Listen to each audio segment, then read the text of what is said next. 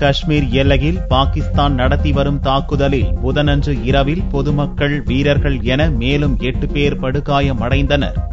காஷ்மீரில் உள்ள சர்வதேச எல்லைக்கோட்டில் உள்ள இந்திய முகாம்கள் மீது பாகிஸ்தானிய ராணுவத்தினர் கடந்த சில நாட்களாக தொடர் தாக்குதல் நடத்தி வருகின்றனர். இதற்கு இந்திய வீரர்கள் கடும் பதிலடி கொடுத்து வருகின்றனர். புதனன்று இரவு 8:45 மணியளவில் ஜம்மு, சம்பா, கதுவா மாவட்டங்களில் 192 கிலோமீட்டர் தூரத்துக்கு அமைந்துள்ள சர்வதேச எல்லைக்கோட்டில் வரிசையாக 60 இந்திய முகாம்கள் மீது பாகிஸ்தானிய ராணுவத்தினர் தாக்குதல் நடத்தினர். எல்லையோரத்தில் உள்ள 90 குடியிருப்பு பகுதிகள் மீதும் பாகிஸ்தானிய ராணுவத்தினர் தாக்குதல் நடத்தினர். இந்த தாக்குதல் வியாழனன்று காலையிலும் நீடித்தது.